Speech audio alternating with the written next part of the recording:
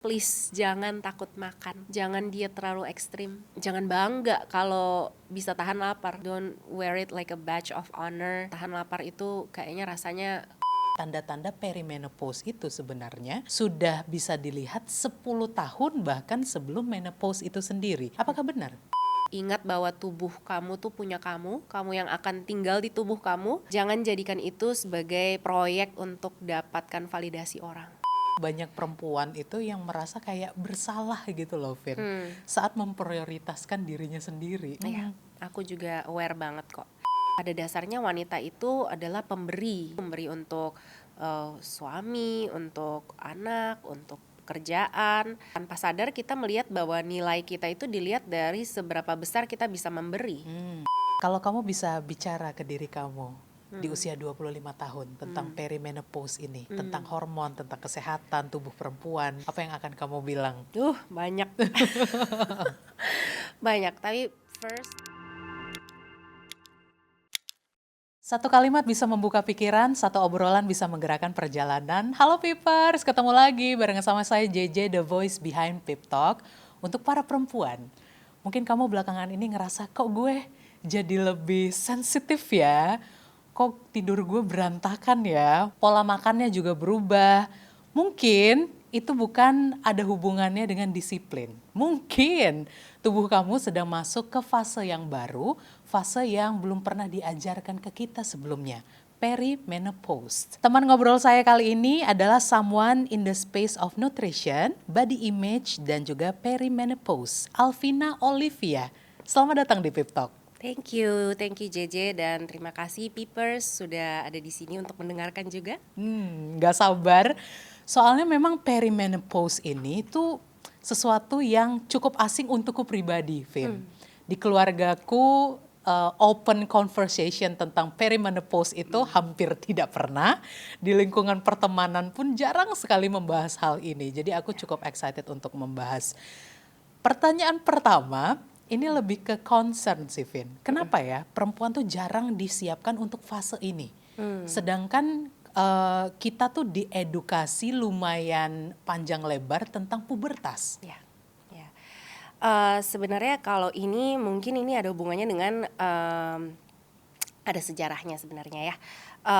Dan memang aku preface dulu dengan bilang mungkin memang kayak society kita itu prefer untuk membahas sesuatu yang lebih sifatnya lebih menyenangkan ya daripada yang kurang nyaman gitu. Jadi maka dari itu ya pubertas lebih mungkin dipilih gitu ya. Dan memang ada sejarahnya di mana dulu perimenopause itu dianggap sebagai periode di mana wanita berubah dan menjadi unpredictable.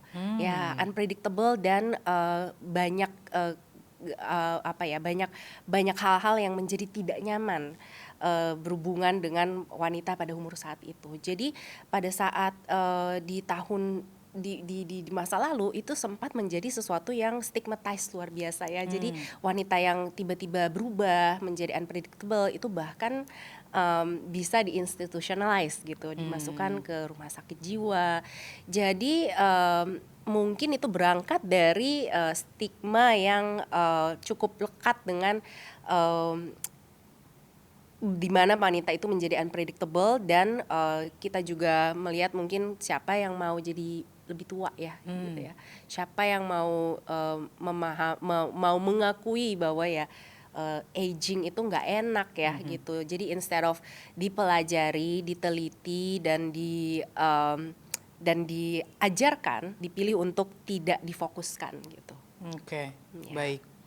Kalau perimenopause itu bukan cuma soal berhenti haid, Ya. sebenarnya ini fase apa sih dalam hidup perempuan secara biologis dan psikologis, Vin? Ya, dulu ya.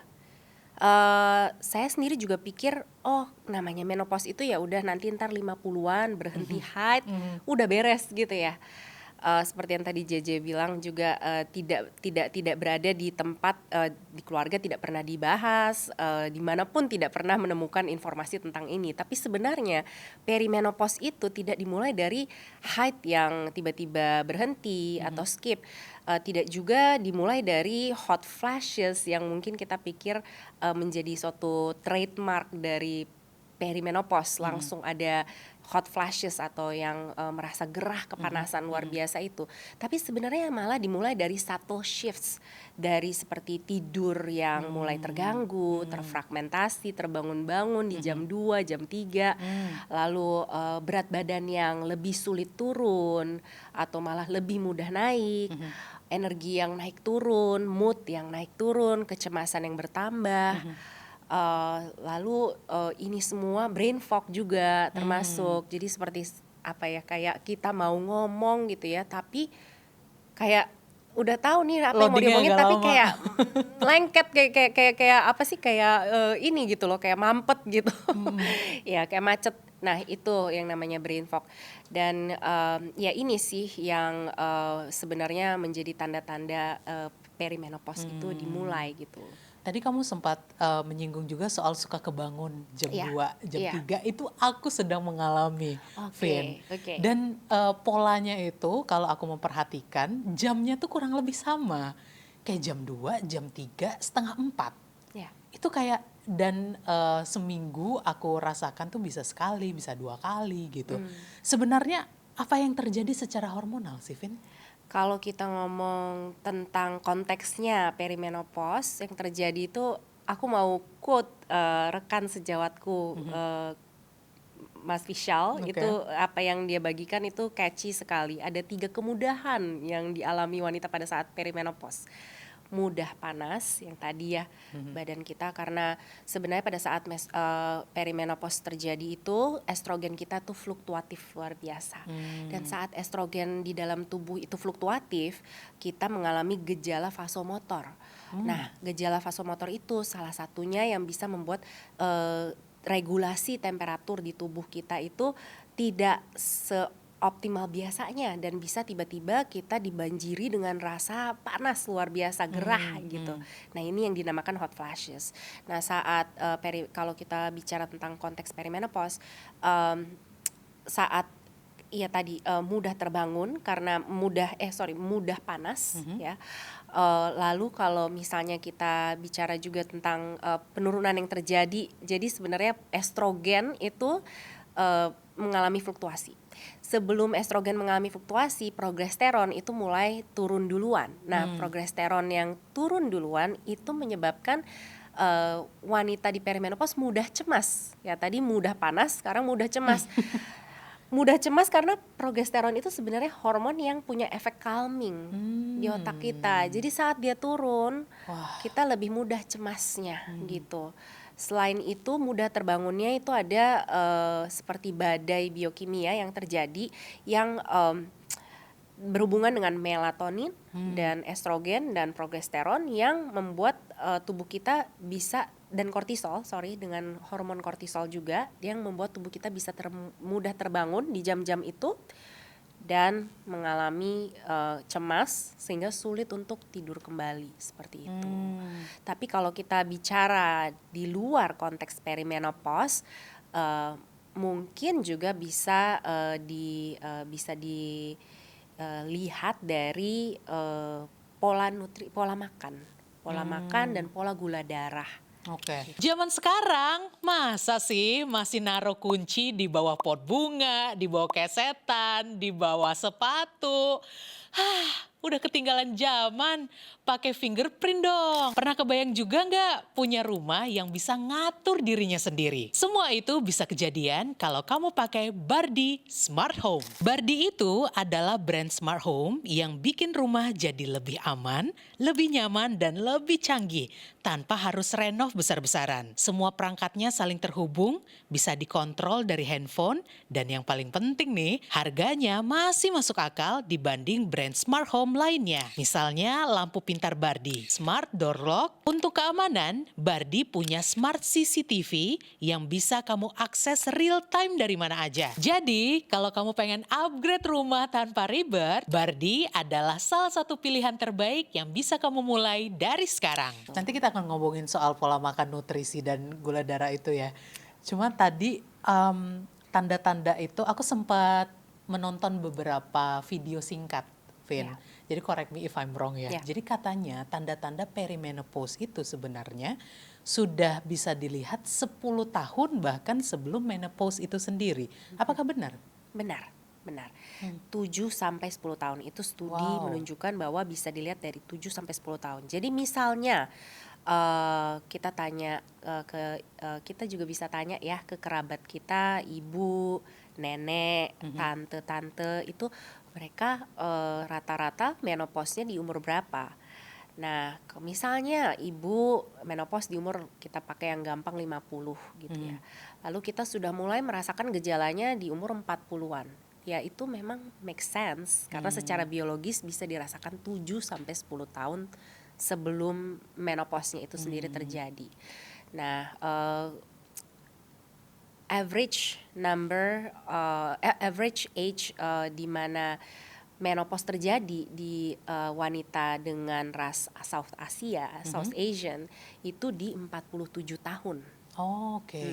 Jadi memang dibandingkan dengan mungkin ras Kaukasia itu di sekitar 50-52, tapi kalau di South Asian women itu lebih South Asian women itu lebih early gitu. Ini ngaruh juga nggak sih Vin antara umur 30-an gitu? Kayaknya mulai merasa kelelahan mental tuh semakin berat gitu. Ada pengaruhnya juga ke sana? Pasti ya. Saya sering melihat merefer periode ini sebagai sandwich phase ya. Karena wanita-wanita yang mengalami perimenopause atau mau masuk ke periode perimenopause itu sebenarnya lagi dalam lagi dalam fase hidup yang lagi meriah-meriahnya gitu.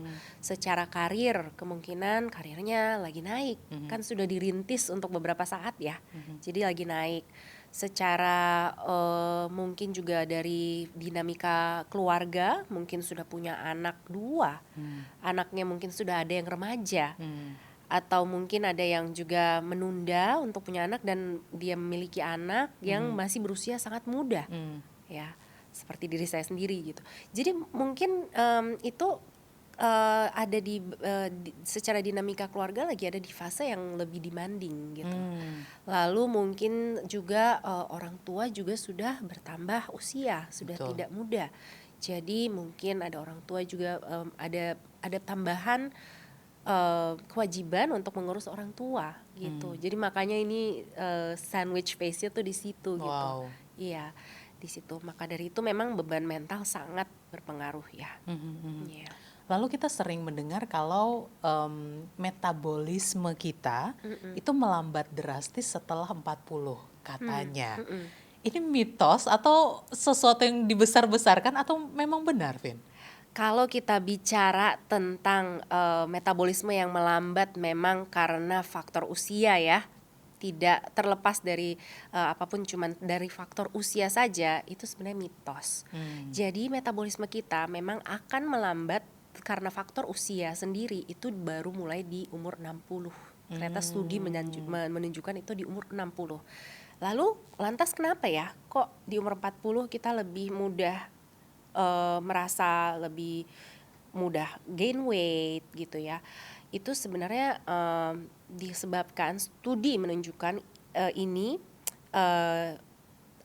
ada hubungannya dengan bergerak atau movement yang berkurang.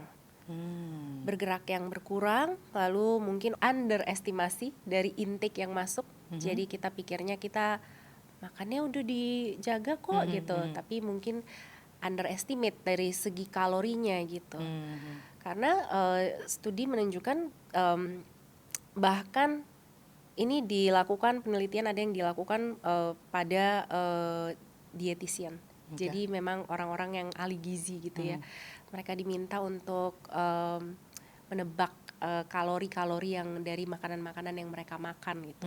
Bahkan untuk ahli gizi saja itu untuk deviasinya bisa 30% gitu. Jadi itu yang mungkin juga terjadi di sini. Jadi orang dengan secara natural karena kewajiban hidup makin banyak, jadi memiliki ruang atau memiliki kesempatan bergerak lebih sedikit.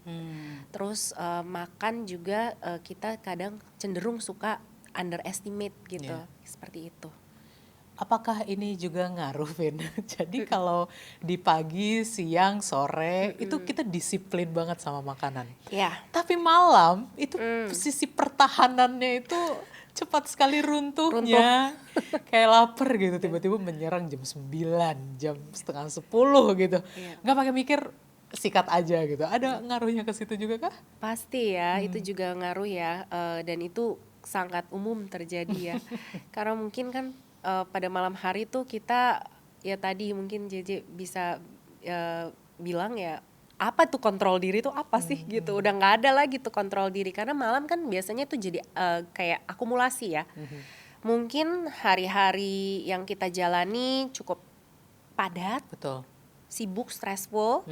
Jadi kita kemungkinan ya udah banyak mengambil keputusan. Ya, emosi juga mungkin banyak sudah ditekan gitu ya. Terus pada saat kalau kita lihat secara fisiologi mungkin saja gula darah nggak stabil karena intake yang nggak stabil, protein kurang, ya kan?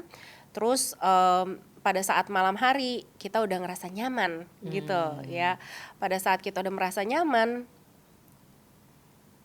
muncullah semua desire yang tadinya tuh tertekan gitu. Jadi itulah yang kenapa menyebabkan malam hari biasanya saat dimana bisa lebih mudah untuk kebablasan gitu. Betul. Iya, itu sih. Siangnya kayak, oke makan salad. Iya, ya itu mungkin terlalu restriktif juga. Jadi memang eh, ininya ya solusinya jangan dengan tambah restriksi lagi atau tambah tidak jadi skip makan malam gitu. Solusinya ya kita lihat pola kita sepanjang hari gitu. Dan yang paling penting kita coba untuk distribusi makanan yang seimbang di semua secara jadi yang masuk ke dalam tubuh kita secara periodik itu ada gitu. Dan utamakan ada proteinnya gitu. Oke. Ya, itu Nah, sih. ngomongin soal nutrisi nih, Vin. Menurut kamu salah paham terbesar orang-orang tentang nutrisi itu apa sih? Dan kenapa banyak orang yang akhirnya nyerah di tengah-tengah jalan? Good question. Menurut aku ya itu salah paham nutrisi terbesar tuh kayak soal banyak yang pikir soal nutrisi tuh kuat-kuatan aja. Siapa yang lebih disiplin gitu ya. Padahal nutrisi itu bukan sekedar tes karakter gitu. Ya, melainkan ya itu sesuatu yang sebenarnya fondasinya tuh jauh lebih basic, jauh lebih biologis. Ya. Ini tentang gula darah kita apakah stabil atau enggak sepanjang hari. Pola gula darah yang sudah tercipta itu seperti apa? Protein itu kurang apa udah cukup? Tidur bagaimana? Kurang apa cukup? Stres terkendali apa tidak? Ya, itu semuanya jauh lebih biologis ya bisa dibilang. Dan inilah yang kenapa orang pikir kalau misalnya mau berubah soal nutrisi ya udah ini soal willpower aja. Padahal sebenarnya kalau udah bertahun-tahun kurang tidur, kurang makan, stres tinggi ya, mungkin ya pertama-pertama masih bisa gitu tubuh di-push gitu ya. Tapi tubuh juga punya batas. Betul. Ya, the body keeps score. Ya, eventually tubuh akan menyesuaikan diri, beradaptasi. Dan adaptasi karena tubuh kita kan pintar sekali, dia bisa beradaptasi dengan apapun yang kita berikan. Adaptasinya bisa menguntungkan kita sesuai dengan goal kita, atau adaptasinya bisa merugikan kita dan bertentangan dengan apa yang mau kita raih gitu. Ini mungkin pertanyaan yang sudah sering kamu dengar, tapi mungkin kamu bisa sharing juga ke Pipers. Tanda-tanda awal gitu, Vin, saat tubuh kita sebenarnya kurang nutrisi itu seperti apa? Ini bukan berarti kita kekurangan gizi or something ya. Kita makan kok. Iya. Kita mengkonsumsi makanan secara teratur dan sehat, tapi Iya. kan sehat belum tentu mempengaruhi, memenuhi Iya. nutrisi yang kamu butuhkan. Tanda-tanda awal yang kadang kita suka abaikan tuh apa? Energi yang naik turun. Hmm. Energi yang naik turun, rasa lapar yang bisa tiba-tiba apa ya, bisa tiba-tiba intens rasa laparnya. Cravings mungkin juga termasuk di situ. Kalau misalnya udah lebih lanjut, yaitu pola tidur yang terganggu. Lalu kalau wanita dari pola menstruasi juga bisa Oh, oke. terganggu seperti itu. Iya. Dari situ-situ yang paling terlihat ya, yang Oke. maksudnya paling real gitu, paling kayak bisa kita lihat gitu. Karena banyak hal-hal yang kita bisa dengan mudah ya mengabaikan kalau misalnya kita tuh nggak dengan benar-benar cek darah gitu misalnya gitu.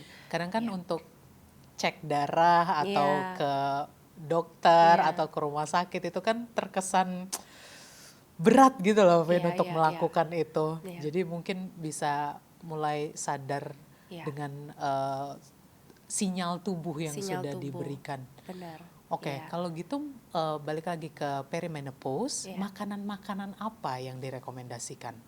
Oke, jadi paling pentingnya kita prioritaskan satu protein, ya, karena itu hubungannya banyak sekali untuk dari kita juga perlu untuk bisa mempertahankan muscle mass di periode ini, periode yang cukup turbulen ya untuk wanita, dan turbulensi yang terjadi ini bisa dengan mudah menjadikan situasinya itu lebih mudah untuk wanita kehilangan muscle mass gitu. Jadi protein itu penting sekali. Selain itu juga di periode ini estrogen yang naik turun itu sangat mempengaruhi yang dinamakan sensitivitas insulin, ya, dimana saat ini terjadi sedikit pergeseran, mungkin ada pergeseran di nafsu makan kita, di bagaimana kita mengelola rasa lapar, dan protein bisa jadi lini utama untuk kita bisa mengatur rasa lapar kita. Selain itu juga dia juga kan membantu untuk energi juga, pengaturan gula darah. Jadi banyak sekali manfaatnya di satu kriteria ini, si protein ini. Baik. Ya. Yang kedua, serat. Ya, serat untuk wanita di perimenopause itu sungguh penting karena itu juga berhubungan dengan pengaturan gula darah, ya, tadi yang berhubungan dengan resistensi insulin, sensitivitas insulin. Selain itu juga pada saat estrogen yang fluktuatif ini bisa menyebabkan pergeseran di our gut microbiome. Dan serat itu bisa mempertahankan di mana situasinya sudah against us ya, dengan pergeseran estrogen itu sendiri. Mungkin kita mengalami pergeseran gut microbiome, ada bakteri-bakteri yang hilang dari tubuh kita. Nah, dengan kita makan serat yang teratur, itu bisa mempertahankan bakteri-bakteri di usus yang menguntungkan kita gitu. Selain itu juga serat juga bisa memberikan rasa kenyang lebih lama, ya itu. Terus ya itu sih sebenarnya yang paling umum ya. Yang ya. at least setiap hari harus ada dalam menu makanan protein dan serat ya. Benar, itu kalau itu karena memang walaupun simple gitu ya, tapi memang aplikasinya untuk mendapatkan itu secara konsisten mungkin nggak sesimpel itu, nggak sesederhana itu kan gitu. Tapi kalau kita bisa mendapatkan itu dengan konsisten, percayalah itu manfaatnya akan sungguh banyak sekali. Kalau jumlahnya, Vin, Iya. mungkin ya kita mengkonsumsi protein dan serat, tapi kan belum tentu cukup. Iya. Kalau jumlahnya sendiri bagaimana? Oke, kalau dalam konteks perimenopause itu disarankan sekitar 2-2,2 gram per kilogram berat tubuh ideal untuk protein. Oke. Gitu ya. Jadi berat tubuh ideal maksudnya berat tubuh yang mau kita capai. Ya, itu jadi 2,2 gram per kilogram. Terus kalau untuk serat itu sekitar 25 sampai 45 gram gitu. Nah, Jadi kalau untuk serat ya. Kalau serat sendiri itu kita juga kalau mau menaikkan gitu ya, kita mulai perlahan dulu ya. Kalau kita baseline-nya misalnya tadinya lumayan rendah gitu, kita coba untuk perlahan naikkan. Karena kalau kita terlalu cepat juga menaikkan, itu bisa menyebabkan ketidaknyamanan juga buat pencernaan gitu. Jadi pelan-pelan kita Kayak kaget naikkan. gitu, apa Kaget ini? gitu. Iya, heeh. Oke, jadi kalau berat badan yang diinginkan. Iya, Jadi misalnya aku sekarang, iya, misalnya taruh berat badanku 68. iya, Aku ingin goalsku ke 60 gitu. iya. Jadi yang dihitung 60 kilogramnya, Vin. Iya, 60 Oh, kilogramnya baik. gitu. Iya, Menarik. gitu. Ada dua cara sih, ada satu lagi yang menghitung berdasarkan lean body mass. Jadi kalau kita, tapi itu berarti kita mesti ke itu tuh yang timbangan yang Betul. ada yang pakai BIA, bioimpedance. Nah, itu kita bisa lihat apa kadar massa otot kita berapa. Nah, itu kita bisa kalikan di situ. Gitu. Lalu kalau masalah makanan, nutrisi udah. Ya. Olahraganya nih, Vin. Hmm. Banyak yang bilang kalau untuk perempuan-perempuan yang perimenopause dan sudah menopause, lari, maraton itu tidak disarankan. Jadi olahraga apa yang disarankan? Jadi sebenarnya bukan tidak disarankan ya, semuanya tergantung lagi baseline orangnya. Ya, kalau seseorang yang benar-benar dia sudah seumur hidupnya dia jadi atlet triathlon, ikut Ironman atau apa gitu kan, ya mungkin dia untuk orang itu dia sudah tubuhnya sudah beradaptasi dengan latihan-latihan seperti itu. Tapi mungkin untuk seorang yang belum pernah lari terus tiba-tiba dia kayak aku lagi perimenopause tapi sign up untuk full marathon gitu ya, mungkin itu tidak disarankan ya, karena itu akan sangat stressful terhadap tubuhnya.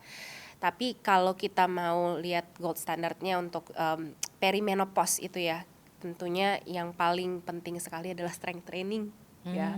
Strength training sangat penting. Kenapa? Karena tadi otot itu di masa ini quite literally itu udah investasi kesehatan kita. Sudah bukan lagi melulu seperti apa ya, kita suka apa enggak strength training atau estetika gitu ya.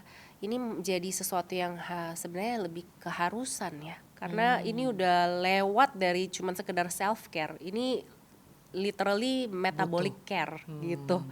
Jadi punya otot itu penting ya untuk investasi kesehatan, terutama di periode ini. Jadi strength training 2-3 kali itu seminggu itu penting. Ya. Dan strength trainingnya juga bukan dengan beban yang tidak menantang kita ya, harus strength trainingnya juga dengan beban yang cukup menantang, tentunya diatur sesuai dengan toleransi stres masing-masing, tapi diharapkan bebannya ini juga bisa menstimulasi pertumbuhan otot gitu. Ini bebannya di luar beban hidup ya, Vin? Di luar beban hidup. Oke. Iya. Aku juga lumayan aware sih, penasaran gitu. Kenapa ya banyak perempuan itu yang merasa kayak bersalah gitu loh, Vin, saat memprioritaskan dirinya sendiri. Iya, aku juga aware banget kok. Kenapa itu mungkin ya, apa ya, karena mungkin kita sebagai wanita, apalagi sekarang ya dengan adanya sosmed gitu ya, kita tuh mungkin juga kita lihat dari orang tua kita, dari nenek, dari mama gitu. Mungkin kita kan ngelihat kayak pada dasarnya wanita itu adalah pemberi ya gitu. Jadi kita kadang-kadang mendahulukan orang lain, memberi untuk orang lain dulu, memberi untuk suami, untuk anak, untuk pekerjaan, dan tanpa sadar kita melihat bahwa nilai kita itu dilihat dari seberapa besar kita bisa memberi, ya kan? Jadi bukan kayak kita ngerasa bersalah banget kalau kita take action untuk diri kita sendiri, tapi yang sering kejadian adalah kita ngerasa belum deh, jangan dulu, ini belum beres yang ini belum beres, udah deh nanti aja, ini diberesin dulu, baru habis itu ntar baru aku yang baru setelah itu beres baru aku mau sign up buat ini gitu. Padahal kesehatan kita kadang-kadang nggak nunggu gitu. Pada saat tubuh kita meminta istirahat atau minta dipedulikan untuk makanan yang masuk, itu kadang-kadang kan nggak nunggu gitu. Iya. Oke. Kalau perimenopause sendiri, itu tadi udah Alvina bantu jelaskan mulai dari ciri-ciri awalnya, Mm-mm. terus nutrisi yang sebaiknya dikonsumsi apa saja. Selain itu, alangkah baiknya kalau butuh support ya, Vin, Ya. dari orang-orang terdekat nih, Mm-mm. dari keluarga terutama. Mm-mm. Apa yang kamu harap pasangan atau keluarga Mm-mm. lebih paham Oke. soal perempuan di fase perimenopause ini? Hmm. Oke. Aku pribadi sangat berterima kasih keluargaku itu, aku punya support system yang nyata gitu ya. Suamiku memahami, mencoba memahami, keluargaku juga memberikan aku ruangan, memberikan aku grace untuk menavigasi masa ini. Dan karena itu aku jadi sadar banget ya, yang paling penting di musim ini tuh adalah validasi ya. Butuh sekali validasi dari keluarga. Karena di masa ini mudah sekali ya untuk kita sebagai wanita tuh merasa kebingungan gitu. Karena kadang-kadang kita sendiri masih merasa ini di kepalaku aja apa beneran terjadi ya gitu. Jadi mudah banget kalau misalnya nggak divalidasi atau dibilang udah jangan terlalu stres, dibawa santai aja, jangan overthinking. Berasanya kayak gaslight kan Yes. gitu. Iya, jadi yang paling penting di fase ini adalah validasi dulu ya. Validasi walaupun mungkin rasanya sangat sulit untuk dimengerti, kok masih umur segini kok udah merasa begitu gitu, karena kan ini sesuatu yang baru ya J, ya belum belum banyak gitu kayak dibicarakan dan baru mulai dibicarakan, tetapi percaya bahwa secara ilmiah, secara sainsnya memang banyak sekali perubahan biologis yang super nyata yang terjadi. Kalau kita bisa lihat teenagers pada saat mereka masuk pubertas itu berubah Ya. sikapnya, berubah semuanya ya, dari sikap sampai Ke sampai body suara. odor sampai semua bisa berubah kan. Kenapa kita nggak percaya bahwa wanita di periode ini mengalami perubahan yang sama gitu, yang real gitu. Betul. Iya. Ini juga mempengaruhi ke wanita lebih sensitif kah ke pasangan? Ya. Jadi mungkin bisa bantu mempersiapkan untuk pasangan di rumah. Ya benar, benar sekali. Sebenarnya statistik bahkan menunjukkan wanita di periode ini paling paling banyak angka perceraian di pada umur periode perimenopause. Wow. Ya, bahkan untuk suicide rate juga itu meningkat di umur 45 sampai 55. Iya. And I don't think it's a coincidence. Baik. Kalau ini lebih ke pertanyaan pribadi sih, Vin. Iya. Lebih ke consider pertanyaan curiosity aku. Iya. Kenapa kamu ingin lebih spesifik dan lebih dalam mempelajari soal perimenopause ini? Karena aku sendiri berangkat dari pengalaman pribadiku ya. Sebenarnya kayak aku merasa kenapa aku tahun lalu, kalau aku bisa cerita ya, tahun lalu itu adalah tahun yang sangat penuh tantangan buat aku ya. I felt like I lost myself. Oh, wow. Gitu. I felt like I didn't know who I was anymore, dan itu semuanya adanya di kepalaku saja. Jadi aku banyak muter terus di kepalaku saja, karena aku berusaha untuk mencari jawaban dengan merasa ada beban yang dimana ya itu stigmatized. Aku merasa stigmatized untuk mengemukakan bahwa ini adalah perjalanan hormonku nih yang lagi bermasalah gitu. Jadi aku melihat bahwa kita wanita is being ini such an injustice untuk kita kalau nggak ada yang bisa dengan lantang bersuara bahwa ini sesuatu yang berhubungan dengan biologis. Ini bukan Nothing wrong personal with you. failure kita. Ini bukan sesuatu yang kita harus menilai diri kita gagal atau berhasil. Tapi ini sesuatu yang harusnya kita bisa lihat secara klinis. Kita harus lihat ini secara klinis sehingga kita bisa memisahkan yang mana itu pencapaian kita atau karakter kita, dan yang mana yang memang ini adalah sesuatu yang terjadi di dalam tubuh karena memang sudah kodratnya kita sebagai wanita. Dan oleh karena itu kalau kita bisa memisahkan, kita bisa mencari solusinya, kita bisa fokus cari solusinya daripada kita menyalahkan diri sendiri gitu, atau bingung sendiri gitu, feeling Betul. lost sendiri seperti aku tahun lalu seperti itu sih. Aku juga yakin Pipers di rumah juga mungkin ada beberapa yang merasakan hal yang sama. Ada di masa perimenopause, sedangkan dia belum begitu mengerti apa yang terjadi dalam tubuhnya. Mungkin teman berdiskusi juga mungkin ada atau tidak, dia bisa menceritakan atau tidak. Iya. Kamu mungkin bisa ngasih tips dari pengalaman kamu, Vin, yang sudah kamu lewati. Ini terlepas dari nutrisi, makanan yang dikonsumsi, lalu olahraga juga untuk at least tidak memperburuk dampaknya. Apalagi yang bisa kita lakukan untuk supaya symptoms ini masih bisa kita kontrol. Paling penting nomor 1 JJ itu adalah acceptance dulu, itu sih. Banyak yang sebenarnya merasakan, ini berangkat dari pengalaman aku sendiri sebagai seorang coach ya. Memang gak tahu gimana sebelum tahun aku merasakan semua symptoms aku, kebetulan aku punya beberapa klien yang lebih tua dari aku umurnya, usianya, dan memang sudah masuk ke periode yang mereka sendiri merasakan sungguh banyak penderitaan sebenarnya, maksudnya banyak yang berubah, dan karena mereka tidak merasa ini sesuatu yang signifikan, padahal sebenarnya lumayan signifikan mengganggu kualitas hidup ya gitu. Jadi banyak yang memilih untuk ya tidak terlalu dipusingkan lah gitu, pakai cara yang konvensional aja semuanya, yang cara-cara lama saja gitu.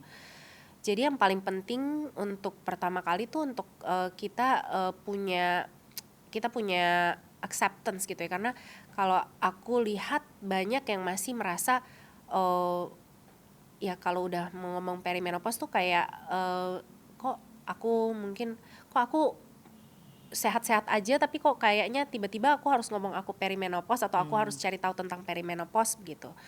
Tapi sebenarnya semakin cepat kita bisa melihat bahwa ini sesuatu yang bisa terjadi di tubuh kita, semakin cepat kita bisa cari solusinya gitu. Itu dulu sih. Terus kalau misalnya bagaimana untuk mencari tahu lebih ya, thankfully sekarang sudah banyak informasi-informasi ya. Aku juga sering sekali membagikan secara detail dan terang-terangan di platform aku sendiri gitu ya.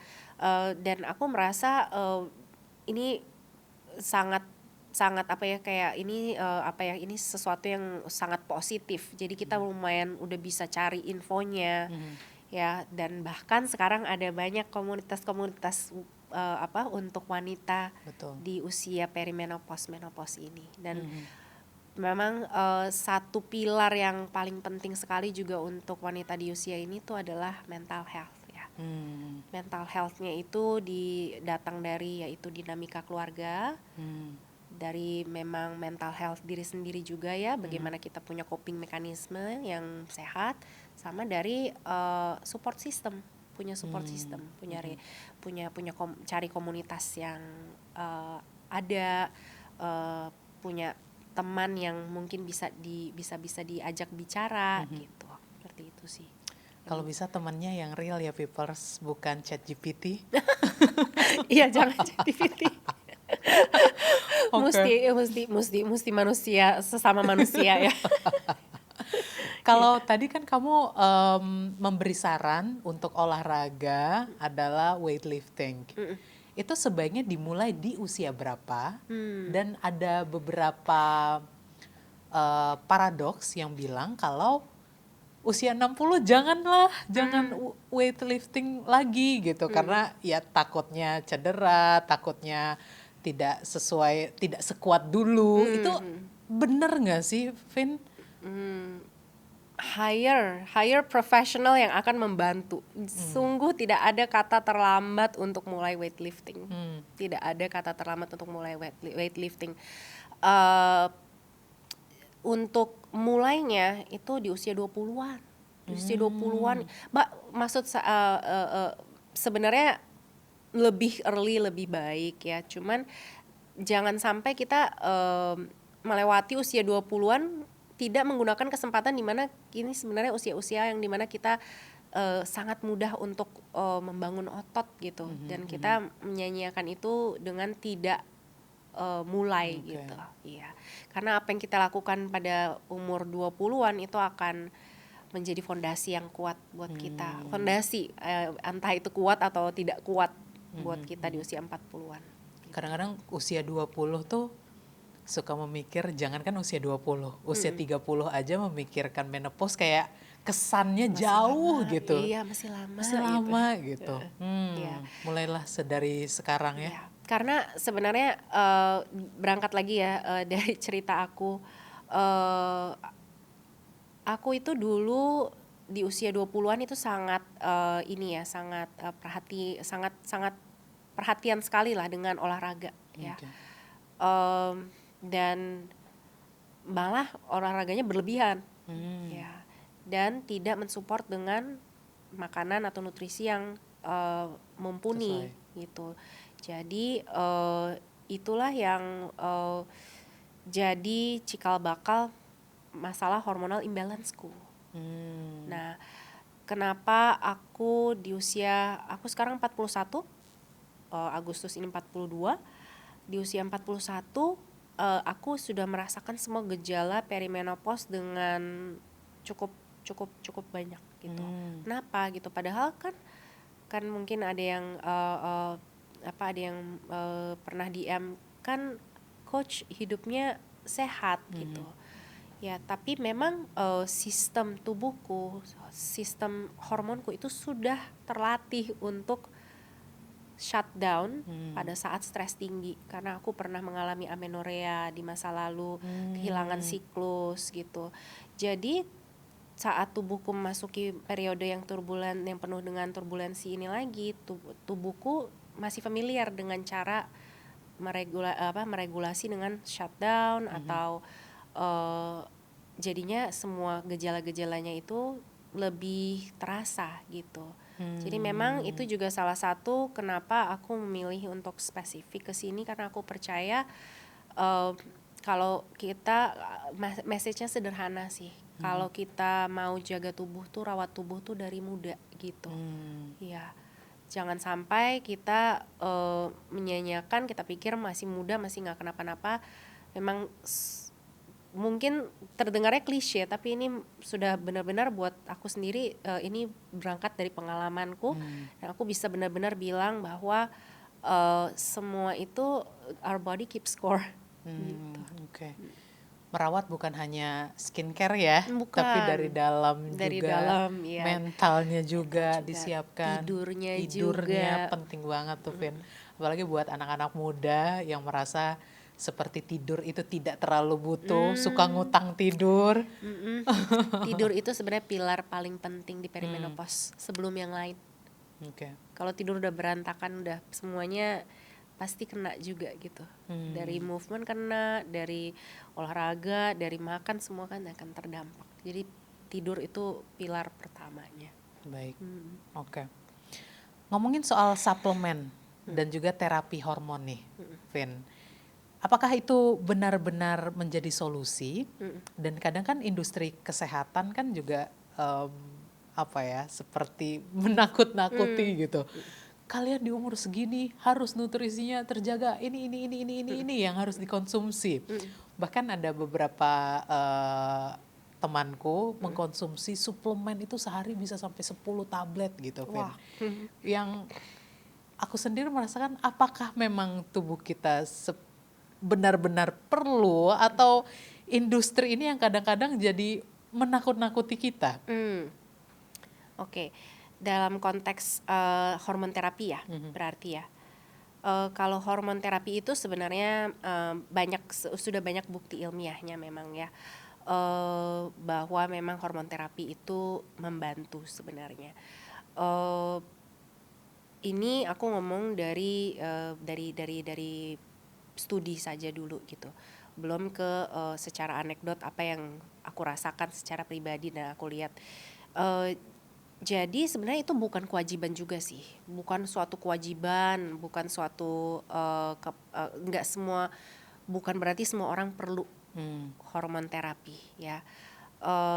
Tapi itu memang bisa membantu karena tadi memang tadi aku jelaskan tadi ya, ini adalah perubahan biologis yang terjadi karena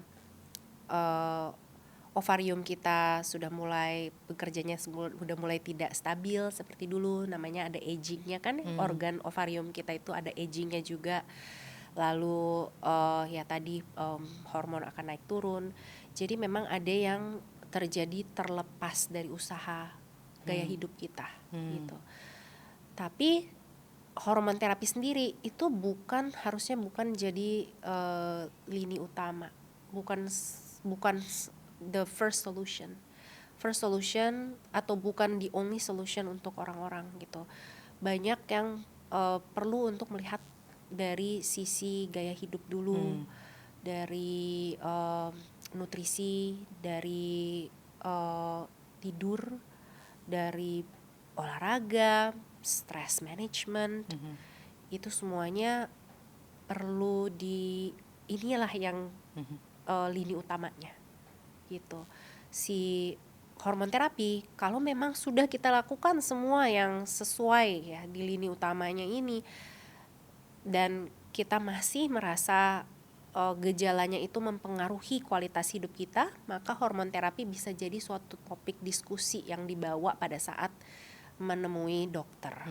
Iya, gitu. Kalau untuk support suplemen Iya. yang wanita perimenopause butuhkan apa saja? Oke, ada beberapa suplemen herbal di luar dari hormon terapi yang bisa membantu untuk membantu mimik gitu ya, untuk merangsang tubuh kita bisa menciptakan lebih keseimbangan ya. Aku nggak mau ngomong menciptakan memberi memberi keseimbangan, karena sebenarnya memberi keseimbangan dalam konteks hormon itu quite literally impossible, tapi cukup mendukung gitu ya. Cuman kalau dibilang buktinya semuanya kuat mungkin belum ya gitu. Tapi ada beberapa sih ya suplemen yang untuk membantu meringankan gejala gitu. Seperti? Ashwagandha, ada ashwagandha itu untuk dia juga lebih buat orang-orang yang perlu calming effect. Ya itu juga dia juga bisa membantu untuk tidur. Ada rhodiola, jadi rhodiola itu di luar dari itu opposite-nya ashwagandha, itu yang lebih menstimulasi kita gitu ya. Ada juga beberapa herbal mushrooms seperti lion's mane, reishi, ya seperti itu sih. Ada yang bilang magnesium itu juga suplemen kayak gitu. Sorry ya. Ya, jadi suplemen yang biasanya membantu itu magnesium, itu membantu membantu kita di periode ini ya. Magnesium kan ada beberapa ya. Ada beberapa. Yang tepat tuh yang mana? Tergantung kalau kita kebutuhannya apa. Kalau di wanita pada periode perimenopause kebanyakan kan berhubungan dengan stress management ya. Karena stres dari yang dialami tubuh pada masa-masa perimenopause ini bisa benar-benar datang dari dari faktor-faktor yang berbeda, dari faktor fisiologi bisa, dari faktor environmental bisa, dari faktor relationship bisa gitu. Dan magnesium glycinate terutama itu membantu kita untuk mendapatkan lebih calming effect-nya gitu ya. Iya, gitu. Selain itu juga tentunya vitamin D ya. Vitamin D itu penting untuk kita punya reserve yang cukup di usia perimenopause. B12 juga untuk energy level. Tapi ini semua kan bukan ini seperti B12 itu kan atau magnesium, ini juga lihat dari kebutuhan juga ya, karena Betul. setiap orang punya Kebutuhan kebutuhan yang yang berbeda. berbeda-beda, iya, situasi yang berbeda-beda, kondisi yang berbeda gitu. Baik. Aku ke pertanyaan terakhir nih, Vin. Hmm. Kalau kamu bisa bicara ke diri kamu di Hmm. usia 25 tahun tentang perimenopause ini, Hmm. tentang hormon, tentang kesehatan tubuh perempuan, apa yang akan kamu bilang? Banyak. Banyak, tapi first I think aku mau berterima kasih banget sama diriku di usia 25 tahun yang sudah peduli dengan olahraga, walaupun mungkin motivasinya itu datangnya dari sekedar estetika saja ya. Bukan berarti itu salah, yang penting itu kan sudah bisa menjadi suatu pencetus ya, jadi tidak apa-apa. Tapi jangan berhenti di situ saja, jangan berhenti di estetika saja. Karena kalau kita berhenti di estetika saja, maka usaha kita banyak sekali akan cutting corners ya, akan tidak mendahulukan well-being kita, tidak mendahulukan sebenarnya kesehatan kita. Untuk Alvina usia 25 tahun, aku mungkin pingin bilang ke dia, olahraga itu bagus, tapi please jangan takut makan. Jangan diet terlalu ekstrim. Jangan bangga kalau bisa tahan lapar. Gitu. Jangan bangga kalau bisa tahan lapar. Don't wear it like a badge of honor. Dimana bisa tahan lapar itu kayaknya rasanya enak banget gitu. Pencapaian gitu ya, bisa kayak ngerasa ringan, itu pencapaian. Jadi jangan sama sekali. Dan mungkin satu adalah ingat bahwa tubuh kamu tuh punya kamu yang akan tinggal di hidup kamu, tinggal di tubuh kamu. Jangan jadikan itu sebagai proyek untuk dapatkan validasi orang. Nice.